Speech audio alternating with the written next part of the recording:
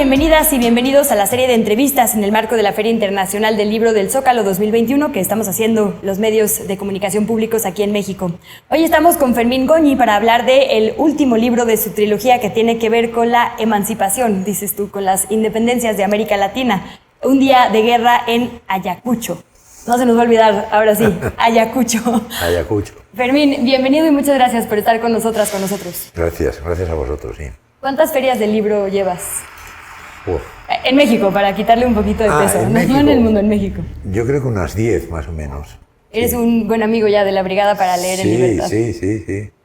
Y yo vengo a México con cierta frecuencia y siempre vengo muy contento, me gusta mucho. Un poco más adelante te preguntaré sobre tu conexión con América Latina en general. Sí. Pero antes de llegar a eso, quisiera preguntarte por estos libros que nos traen aquí, que presentaste en esta edición de la Feria del Libro. ¿Por qué hablar y por qué retomar esta parte tan importante de la historia? ¿Por qué dedicarle una trilogía? ¿Qué te pasó particularmente a ti como español? Bueno, me pasó lo siguiente. Hay que remontarse a los orígenes. Uno nace donde nace, pero no elige dónde nace, ni elige a sus padres, ni a sus hermanos, ni a nadie, ¿no? Y cuando uno ya tiene cierta edad, mi caso fue, en fin, de adolescente, yo elegí de dónde quería ser y que yo quería ser americano y latinoamericano, porque parte de mi familia vive como consecuencia de la Guerra Civil Española de 1936 al 39, pues tuvieron que salir corriendo, pues si no los hubieran fusilado, claro. Y unos fueron a Venezuela y la otra parte fue a Argentina.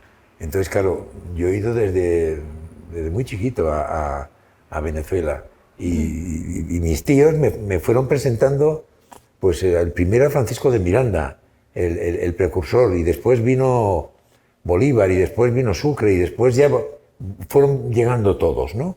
De manera que yo desde en fin, bastante joven, he tenido una inclinación por conocer cómo fue posible aquel proceso de independencia en una época tan convulsa para el mundo, porque si uno lo pone en perspectiva, en 50 años pasa más que en los 5.000 años anteriores de la humanidad, ¿no? O sea, la independencia de los Estados Unidos, la Revolución Francesa, la invasión, o sea, Napoleón invadiendo medio mundo, en América sublevándose contra la metrópoli. Bueno, como consecuencia de todo eso, yo pues, me fijé y me centré exclusivamente en la figura de 5 personas, que son San Martín, Sucre, Bolívar, Miranda y O'Higgins. Y con eso ya he tenido bastante, ¿eh? Me puedo imaginar. Ya he tenido bastante. Tienes una formación periodística y una carrera muy importante en este sentido. ¿Por qué, bueno, te pregunto primero, ¿en qué género pondrías específicamente esta trilogía, estas novelas? Bueno, esto es novela histórica. Es novela histórica que abarca todo el periodo, es decir, desde el inductor, que es el general Miranda, que tiene la vida más fantástica que yo he visto en la historia universal. Es el único latinoamericano cuyo nombre figura como general del Imperio francés en el Arco del Triunfo de París. Es uno de los 556 generales del Imperio francés. Bueno, al mando de 120.000 unidades de soldados. Esto, vamos, Estados Unidos, que le gusta bastante invadir el mundo, no moviliza 120.000 soldados, en fin, con facilidad. Bueno, pues Miranda lo fue, ¿no? Fue el capitán general en las tropas francesas. Y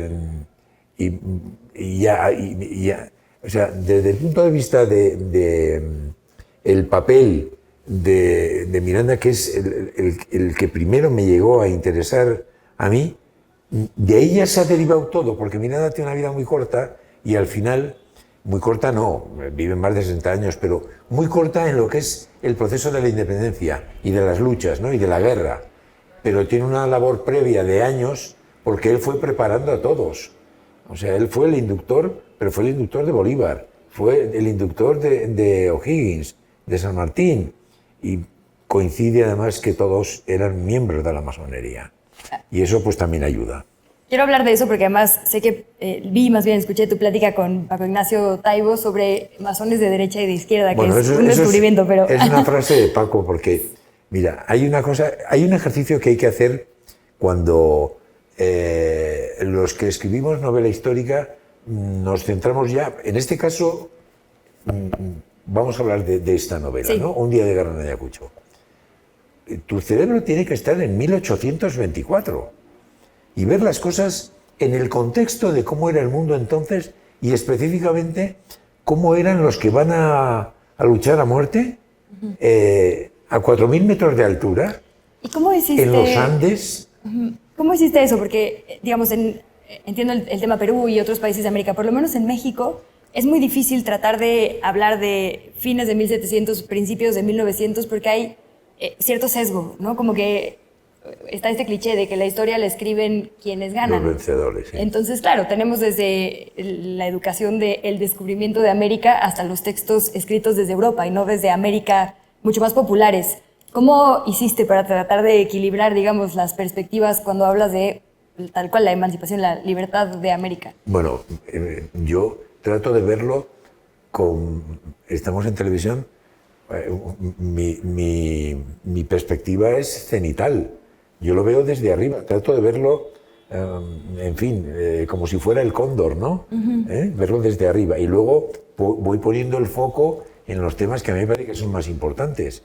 Y si no se hace así es muy difícil. Y insisto en esto porque es clave.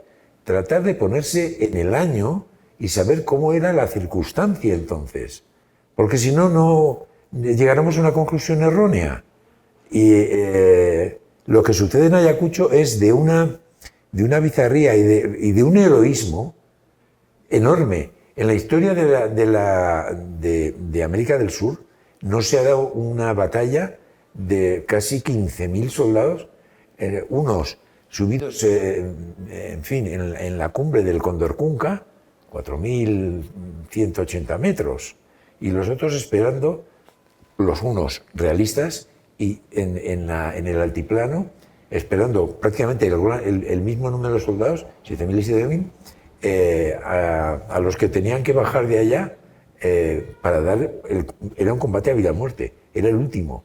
Y eso lo sabían los dos, ¿no? Entonces, pero una vez que estás allá y ves aquello, te deslumbra. Dices, pero ¿qué tipo de personas serán estos que llegaron aquí para decidir, o sea, mediante una guerra no convencional, y mucho menos esta batalla, que es una batalla fuera de registro, o sea... Déjame pararte ahí para ir a nuestra primera pausa y a la vuelta te pregunto por estas 3 horas, porque entiendo que es una definición muy breve que significó todo para América Latina. Entonces vamos a nuestra primera pausa y quédense para seguir platicando sobre un día de guerra en Ayacucho.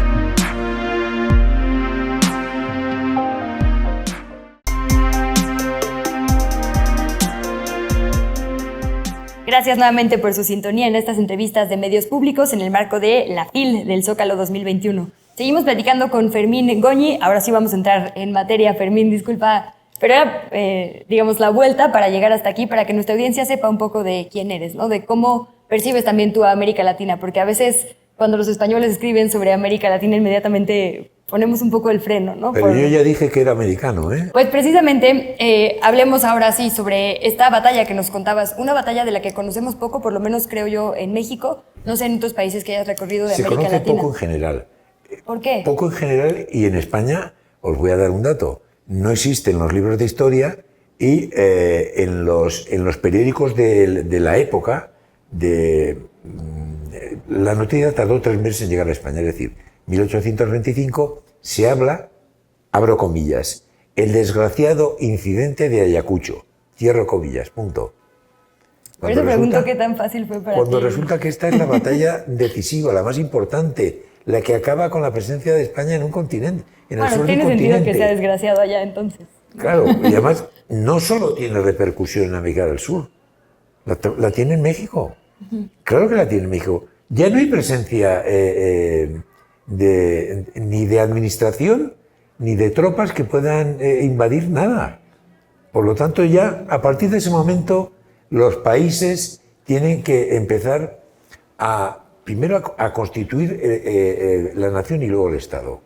Que ese es el problema más difícil, porque a partir de 1824 las guerras no van a ser contra los realistas españoles, las guerras van a ser internas. Y eso es mucho peor, ¿eh? Y es en fin, de Río Grande, Río Bravo hasta Ushuaia. Va pasando en toda la América Latina. Países contra países, hermanos contra hermanos, ¿no? Podríamos debatir que hay intereses externos, ¿no? Petróleo, grandes potencias europeas con Pero intereses. estamos hablando de 1830, de 1832, claro, cuando no había nada. Y entonces, delimitar primero el terreno que es de cada uno, bueno, eso llevó sus miles de muertos, ¿eh? Cuéntanos ahora sí, entonces, ¿de qué año estamos hablando en esta batalla? 1824, 9 de diciembre. ¿Geografía? Una de las zonas más agrestes del Perú, entre Cuzco y Lima, pero la novela no arranca específicamente con esa batalla, sino con la anterior, que sucede en agosto, en Junín, también a 4.000 metros de altura, en un lago, y que es el comienzo del declive absoluto del ejército realista, ¿no? Y a partir de ahí, pues desde agosto hasta diciembre, los dos ejércitos se van buscando, siempre yendo a 4.000 metros de altura o más, se van buscando, porque los dos están buscando lo que los militares llaman la posición dominante, que es muy difícil, hasta que al final es que se encuentran cara a cara. Pero unos están en una altura y los otros están en otra. ¿La dominante es la que espera el ataque? Quien espera y quien está en formación perfecta es el general Sucre, que en esta batalla en concreto, no siendo militar de profesión, plantea una batalla que a mí me parece perfecta y me lo corroboran los militares que me han asesorado. Es decir, esperarle al enemigo en formación. El enemigo tiene un problema enorme. Bájese usted del monte. Baja usted del monte 7.000 soldados y los cañones, y baja usted las mulas, y baja usted los caballos, y baja usted todo, ¿no? Me imagino que por eso haces tanto esfuerzo en que sea una experiencia inmersiva, ¿no? En entender el terreno para hablar de la batalla. Es fundamental. O sea, esta es una novela, primero, de personajes. O sea, los personajes que aparecen aquí, que son reales, son lo mejor de los dos ejércitos. Los generales con más experiencia. No estaba Bolívar, hay que advertirlo, ¿eh? Bolívar en esta batalla no está. Y no está porque, siendo presidente de Colombia, el Congreso de Colombia le prohíbe guerrear en un país que no sea el suyo, y él se retira a Lima. Pero está Sucre, que es la consagración de Sucre como gran militar, ¿no? Entonces, bueno, pues la batalla tiene unas características tan fuera de registro y tan de excepción que la hacen absolutamente singular, porque todos los que están, y este ya es un juicio personal mío, todos los que están en esa batalla son héroes. Unos ganaron, otros perdieron, porque es que hay que ver dónde fue la batalla actuales. Y en qué condiciones llegaron cada uno. Llevaban 6 meses espiándose, siguiéndose, pero con ataques de guerrilla, haciéndose más o menos daño, pero todos esperaron el día de la batalla final, y además con ese criterio, con el mismo criterio que Napoleón el día anterior a Waterloo les dice a sus tropas: todos aquellos que hablen Francia, les digo, hoy es el día y ha llegado el momento de vencer, morir. En Ayacucho es exactamente igual. Saben que es vencer o morir. Nos quedan 2 minutos de este bloque. Quisiera preguntarte por esto que dices, la diferencia entre la violencia, digamos, que vivimos en estos últimos 2 siglos y todo lo anterior. ¿Cómo eliges narrar la guerra? Entendiendo este cariño casi que le tienes a los personajes, este esfuerzo por estar libre de prejuicios, de etiquetar en buenos y malos, y con evidentemente los sesgos que nos ha dado nacer en este siglo. ¿Cómo narras esas 3 horas de batalla? Bueno, porque la batalla se narra por horas, dura 3 horas. 3 capítulos, son 3 3 horas. Capítulos, más los capítulos previos, que son las arengas del general Sucre, que no le conoce nadie, porque los españoles no le conocen, no le han visto la cara nunca. Y como no puede llevar su uniforme de general, porque hay una circunstancia que se cuenta en el libro y yo no la voy a descubrir aquí, él va vestido como un pordiosero. O sea, bueno, y les va dando una arenga a todos los batallones, pero claro, ahí hay ciudadanos que son digamos, en la denominación actual son chilenos, argentinos, ecuatorianos, peruanos, venezolanos, colombianos, puertorriqueños, cubanos y unos pocos ciudadanos que viven de España, porque incluso el ejército realista, el 98% eran ciudadanos norteamericanos, ¿no? Bueno, pues claro, este es un ingrediente magnífico para novelarlo, ¿no? Y claro, te da una idea de cómo fue aquello de Tormento. Añado que hay un pasaje de la novela muy desconocido que también da una idea de la bizarría y de la caballerosidad de gentes que están en bandos contrarios, que no lo voy a contar porque lo tienen que leer en el libro. Eso, en fin. Dejamos ese gancho, si te parece, Fermín. Tenemos que hacer una nueva pausa y regresamos para platicar sobre el momento exacto en el que presentas esto, porque aquí en México hay un efeméride, lo sabrás, 500 años, ahora tratamos de decir, de resistencia indígena. Volvemos con esto, ojalá nos acompañen.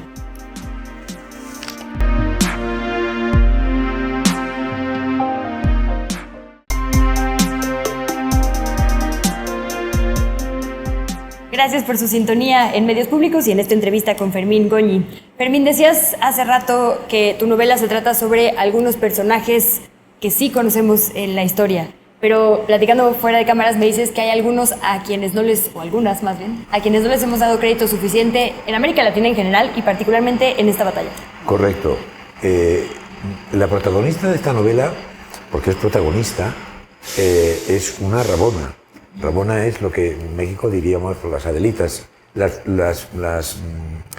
mujeres que eran esposas, hijas, hermanas, en fin, parientes de los soldados o de los oficiales que iban en el ejército, tanto en el patriota como en el realista, había los dos bandos.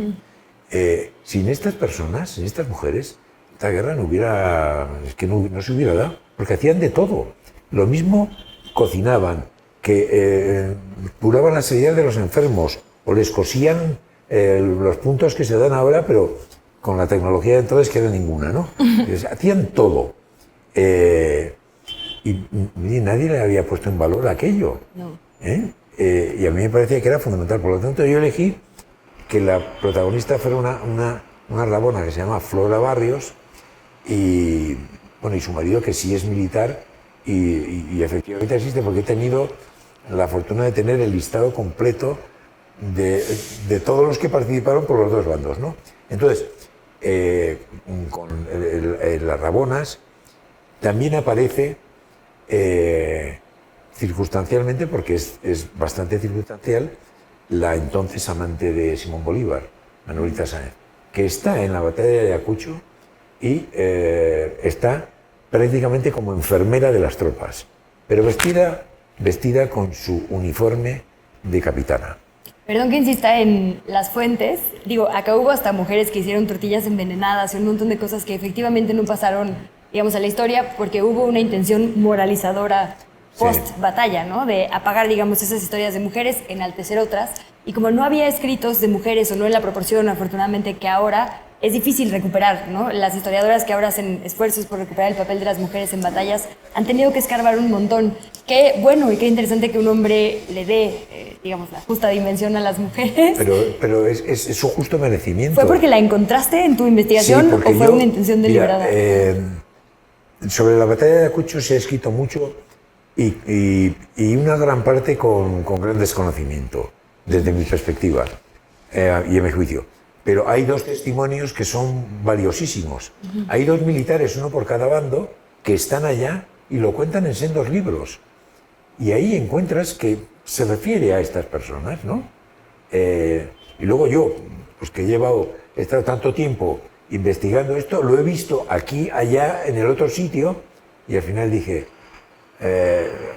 está escrito todo por hombres que no le daban en aquel tiempo valor a la mujer, cero. Hoy, en fin, en algunas partes del mundo, por desgracia, sigue sucediendo lo mismo, ¿no? Pero en aquellos tiempos y tiempos de guerra, y en aquella circunstancia tan penosa de estar toda una vida, la protagonista lleva 10 años acompañando a su marido y siempre de guerra en guerra, de batalla en batalla, pensando a ver qué día se acaba aquello para poder hacer vida normal. Bueno, a mí me parecía de justicia. Además, es que es un personaje que es muy novelesco, que se presta para eso, ¿no? Ahorita, como te decía, estamos en una efeméride muy particular, si te parece bien cerrar platicando sobre esto, porque justo estamos en un momento de replantearnos si nos hemos contado bien la historia en América Latina, ¿no? Primero porque la hemos visto como partes separadas y no como tú la planteas, como un todo, ¿no? Como, digamos, un río que lleva de una batalla a otra para lograr esta emancipación, que me encanta además que escojas esta palabra, emancipación. Es que emancipación es la terminología de la época. Ah, por eso no independencias. Y lo utiliza primero Bolívar. La lucha por la emancipación, que es un término bonito, ¿no? Es una palabra muy linda, sí. Mira, lo que ha sucedido en América Latina es muy singular. Pero claro, como México es en sí mismo un continente, México es enorme hoy. Fíjate cómo era en 1824, antes de que los gringos empezaron a cortar y a invadir y a... Bueno, lo que pasó en el norte se conoce muy poco en el sur, o se desconoce. Y lo que pasó en el sur se desconoce en el norte. Sí. Bueno, yo creo que ya ha llegado el momento de hacer una historia conjunta. Ha llegado el momento, o sea, a mi juicio ha llegado el momento, ¿no? Y de que los que hablamos español por encima del istmo y por debajo del istmo, conozcamos lo que pasó. Hombre, y tratemos de acercarnos más, ¿eh? O sea, de estar más unidos, porque somos una comunidad muy potente, una cultura muy potente, con un idioma magnífico, y en muy pocos años vamos a ser la envidia del mundo, estoy seguro, por delante de los británicos y los anglófilos y de, en fin, y los norteamericanos. Es más mi deseo que otra cosa. Nos quedan 2 minutitos. Quisiera que le regales a nuestra audiencia tu anécdota favorita, tu pasaje favorito del libro, una invitación a leerte, a seguirte. ¿Dónde más podemos saber de tus textos? Blog, redes sociales, ¿dónde estás? Bueno, hay una parte que a los editores de la novela y del Fondo de Cultura Económico y los que la leyeron antes, que son editores de otras editoriales, les gustó mucho. Yo no la voy a desvelar, pero lo voy a adelantar. Como he dicho antes, los generales de ambos bandos son masones. Y hay un acto de fraternidad absolutamente increíble en el medio de un lago, en el medio de un río, perdón, entre generales de los dos bandos, entre un general del lado patriota y un general del lado realista, que hacen algo insólito en una guerra: dar una tregua para que los ciudadanos de ambos ejércitos, que sean familiares, se puedan abrazar y despedirse, porque lo triste de esto es que una vez que han hecho eso, cada uno regresa a su bando y van a disparar a matar. Bueno, a mí eso cuando lo supe y lo vi, y además estuve en el sitio, dije, bueno, esto es tremendo, esto es lo mejor que le puede pasar a un escritor, tener una circunstancia histórica comprobada como esta. Pues muchas gracias por compartirlo con nosotros como audiencia. Gracias a vosotros y a vosotras. Gracias también a quienes nos acompañaron en esta entrevista y quédese en la señal de los medios públicos.